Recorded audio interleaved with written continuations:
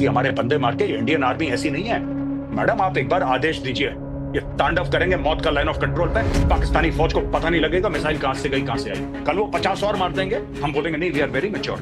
फैसला जज्बाती होकर ही लिया जाता है। हम लोग इतने मैच्योर बनते हैं कि पाकिस्तान ने 1993 में बॉम्बे में बॉम्ब ब्लास्ट करे, कितने वो किलो आरडीएक्स लेकर आए, इतने लोगों को मार दिया, 26/11 करा। जज्बाती नहीं होना चाहिए। पार्लियामेंट पर अटैक कर दिया, जज्बाती कभी नहीं होना। अक्षरधाम मंदिर में अटैक कर दिया, कभी हम लोग जज्बाती नहीं होते। हजारों लोग कश्मीर में मार दिए, जज्बाती मत होना। पंजाब में आग लगाती, जज्बाती मत होना, कभी जज्बाती मत होना। हमारे जज्बात क्या हम लोग लाश हैं क्या कि जज्बाती नहीं होना? Are we dead bodies? नहीं। देखिए ना, मैं आपको बताता हूं कि ये मारते रहेंगे आपको, पाकिस्तानी फौज मारती रहेगी। आप जब तक पाकिस्तानी पंजाबी फौज की लाशें उनके गांव में नहीं पहुंचाएंगे, या आतंकवादियों को मारना छोड़िए, हाफिज सईद दुश्मन नहीं है, आसिम मुनीर दुश्मन है। दुश्मन को पहचाने आप लोग प्लीज, ये मेरी रिक्वेस्ट है। Please recognise your enemy. It is general Asim Munir, it is not Hafiz Saeed, is it not Maulana Masood Azhar और सैयद सलाउद्दीन। ये दुश्मन नहीं है आपके, दुश्मन है आपका पाकिस्तानी आर्मी चीफ। जब तक आप दुश्मन को नहीं, आप घास आपको काटनी पड़ेगी। नाविका मानिए, आपका घर है, घर के आगे घास है, लॉन है, आप घास काटते हैं ना, इसमें घास का दोष नहीं होता, लेकिन घास कटती है। पाकिस्तान घास है, आप हर हफ्ते घास काटिए, या अपनी औकात में रहेंगे। हम लोग चुप, हम लोग बड़े मैच्योर हैं, पता है, हम में एक मैच्योरिटी है। 20 बंदे मार दिए, 28 मार दिए, कोई बात नहीं, वी आर वेरी मैच्योर। क्यों? पाकिस्तान कारगिल के ऊपर चढ़ दौड़ा, हम लोगों ने क्या बोला? लाइन ऑफ कंट्रोल पार नहीं करेंगे। क्यों नहीं पार करेंगे? पाकिस्तान के पास न्यूक्लियर वेपन्स है। क्या पाकिस्तान ने कारगिल में आने से पहले सोचा था कि इंडिया के पास न्यूक्लियर वेपन्स है? सारी मैच्योरिटी दुनिया भर की ठेका हम ही नहीं ले रखा है कि हम मैच्योर है। कल वो 50 और मार देंगे, हम बोलेंगे नहीं, वी आर वेरी मैच्योर। जज्बाती होकर फैसला नहीं लेना चाहिए हमें। कोई तो एक दिन ऐसा आएगा कि जब इतनी लाशें इकट्ठा हो जाएंगी हिंदुस्तानियों की कि हम जज्बाती होकर फैसला लेंगे। कुछ होगा ना, 1000, 2000, 10,000 मरेंगे जब यहां पे हिंदू, उस दिन हम जज्बाती होकर फैसला। कल ये 2 टके का बांग्लादेश आपको आंखें दिखा रहा है, 2 कौड़ी का बांग्लादेश, 2 रुपए की औकात नहीं है इसकी, ये आंखें दिखा रहा है। जज्बाती होकर फैसला मत लीजिए, जज्बाती होकर फैसला, that's okay, I am fine. मैं तो आपको बता रहा हूं, ये जिहादी सर पे नाचेंगे। आज ये कश्मीर में है, कल ये दिल्ली के अंदर घुसेंगे, ये बॉम्बे के अंदर दोबारा बॉम्ब ब्लास्ट करेंगे, ये मारेंगे लोगों को, क्योंकि पहले मार चुके हैं, ये इनकी फितरत है। इनके सर आपको काट के, जब पाकिस्तानी पंजाबी फौज के सर काट के आप सजाएंगे ना लाइन ऑफ कंट्रोल में, तब इनको औकात याद आएगी। The GOC 15 corps is a special forces officer, he is from the special forces, 15 corps commander. Tell the government to task the GOC, sir चाहिए इनके, खाली कर देंगे पूरी की पूरी लाइन ऑफ कंट्रोल। क्या बात करती है, हमारे बंदे मार के, इंडियन आर्मी ऐसी नहीं है मैडम। आप एक बार आदेश दीजिए, ये तांडव करेंगे मौत का लाइन ऑफ कंट्रोल पे। पाकिस्तानी फौज को पता नहीं लगेगा मिसाइल कहां से गई कहां से आई। हम लोग यहाँ पे ये सब बातें, यहाँ पे ये हमारे लोग मर रहे हैं यार। This is I mean I find it very difficult to conceive. मुझे तो समझ में नहीं आ रहा क्या है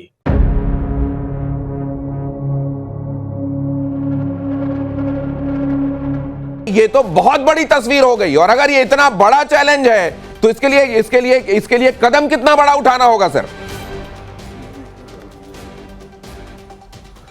देखिए साहब, मैं शुरू से कह रहा हूं कि 3-4 दिन पहले पाकिस्तान के जनरल आसिम मुनीर ने एक सिविलाइजेशनल वॉर डिक्लेयर कर दी हिंदुओं के बरखिलाफ, भारत के बरखिलाफ, कि साहब हम तो जो है मोरलेस वो थ्रेटन कर रहा था, और आज उसने करके दिखाया है कि ये देखिए साहब, ये छुटपुट तो घटनाएं हो रही है। अब तो उसने इतना बड़ा मास कैजुअल्टी स्ट्राइक करी है, ट्रांस बॉर्डर से वो आए हैं और उन्होंने किया है। और आप कह रहे हैं कि साहब हम वो 4 नहीं बख्शेंगे, 4 नहीं बख्शेंगे। It's your bloody duty to kill them यार। आपको उससे बहुत बड़ा कदम उठाना पड़ेगा टू डिटर पाकिस्तान, कि आगे उसकी हिम्मत ना पड़े, to raise costs and consequences for Pakistan. ठीक है साहब, इसका जवाब ये नहीं है कि यहां पे रॉयटिंग शुरू हो जाए। इसका जवाब यह है कि आप पाकिस्तान जो सोर्स ऑफ द प्रॉब्लम है उसको आड़े हाथ ले और उसको करारा सबक सिखाए। क्वाइट ऑब्वियसली जो भी आपने उड़ी के टाइम किया, जो भी आपने बालाकोट में किया, वो उसके लिए काफी नहीं था। कुछ महीने वो दबे रहे, उसके बाद फिर सिर उठाया सांप ने, तो सांप का सर कुचलिए। उरी और बालाकोट में जो किया गया वो काफी नहीं था, और इसीलिए एक बार फिर से सिर उठाया है सांप ने। सांप का सिर कुचलना जरूरी है। इसका मतलब यह नहीं है कि कहीं पर रॉयटिंग शुरू हो जाए, लेकिन जो सोर्स ऑफ प्रॉब्लम है पाकिस्तान, वहां पर ट्रीटमेंट, पहले से बड़ा ट्रीटमेंट जरूरी है। प्रोफेसर कपिल कुमार, अगले 30 सेकंड आपके। देखिए, तीसरा विश्व युद्ध शुरू हो चुका है। ये युद्ध चीन अमेरिका या रूस चीन के बीच नहीं हो रहा है। ये युद्ध हो रहा है इस्लामिक कट्टरपंथियों और सारे धर्म के मानने वालों के बीच में। क्या हो रहा है इंग्लैंड के अंदर, मुझे बताइए। क्या हो रहा है फ्रांस में, क्या हो रहा है नीदरलैंड में। हमास क्या कर रहा है, और हमारे यहां लोग हमास का बैग पहन के जाते हैं।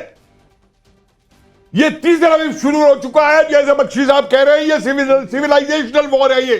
और मैं ये भी जानना चाहता हूं रैना साहब की ऑल आइज ऑन हिंदूज, ये कहां देखा आपने अभी तक? ये क्यों नहीं ट्रेंड कर रहा है? ऑल आइज ऑन हिंदूज कहां चला गया?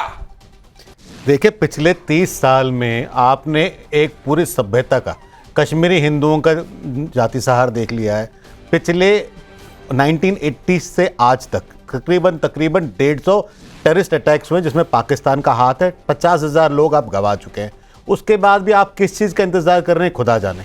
मेरे समझ के बाहर है कि आपको जगाने के लिए कितनी लाशों का ढेर चाहिए कि आप उसके बाद इस सिविलाइजेशन वॉर को मारे, इसको जिहाद माने। आप देखिए, कश्मीर में भी अब पिछले 5 साल से हम क्या कह रहे थे, हम मान ही नहीं रहे थे। 25,000 सिविलियंस की डेथ के बाद, 5 लाख हिंदुओं के बेघर होने के बाद भी हम कहते हैं कश्मीर की जो समस्या है वो करप्शन की समस्या है। कश्मीर की जो समस्या है वो मिस गवर्नेंस की समस्या है। अरे भाई साहब, अगर वो मिस गवर्नेंस और करप्शन की समस्या होती तो हिंदुओं का नाम पूछकर उसे गोली नहीं मारी जाती, उसके कपड़े निकालकर ये नहीं वेरीफाई किया जाता कि हिंदू है मुसलमान है और उसे पॉइंट ब्लैंक पे नहीं मारा जाता। तो आप कैंसर का इलाज वायरल समझ के करेंगे तो इसका इलाज नहीं होने वाला। कैंसर का इलाज वायरल समझकर नहीं होना चाहिए। पहले जो उरी बालाकोट हुआ वो बहुत कम था, उससे बड़ा होना चाहिए। कैंसर का कैंसर वाली दवाइयों से इलाज होना चाहिए। आरएसएन सिंह साहब, तो फिर इस इलाज को अगर आपको क्वांटिफाइबल तरीके से बताना है कि ये है इलाज 2 लाइन में, तो क्या इलाज है वो? मैंने कहा ना, 4 लोग पकड़े गए तो दो वालों का तो वहां इलाज करो। और बिल्कुल सही है, यही मौका है। आप पीओके को उसको बनाओ, वो जो गाजा के तौर पे उसको उसके साथ आप ट्रीट करो उसको। तो ओजीडब्ल्यूज को क्यों छोड़ा गया सर? वो जो 11-12 हजार लोग आइडेंटिफाई किए गए थे, उनका क्या इलाज किया गया था सर? नहीं, मैं कह रहा हूं, और तमाम हमारे अंदर की जहां तक बात है, ये सब ये मदरसे और ये देवबंद और ये जितने ये बरेलवी के जो हम, आप सब क्या बोल रहे हो? हम उनको आइडियोलॉजी यहां से बेचते हैं, वो उसको वेपनाइज करके हमको बेचते हैं। आपने कभी सोचा है, we are the biggest exporters of Islamic terrorism. India is the biggest exporter of Islamic terrorism. Jaish e Mohammed क्या है? देवबंदी ऑर्गेनाइजेशन है। आइडियोलॉजी वाइज आप कह रहे हैं सर। मैं दूसरी बात समझना चाहता हूं, अगर ये आइडियोलॉजी में जा रहा है तो ये आइडियोलॉजी में कहां से जा रहा है सर? ये हिंदुस्तान किस किताब से जा रहा है?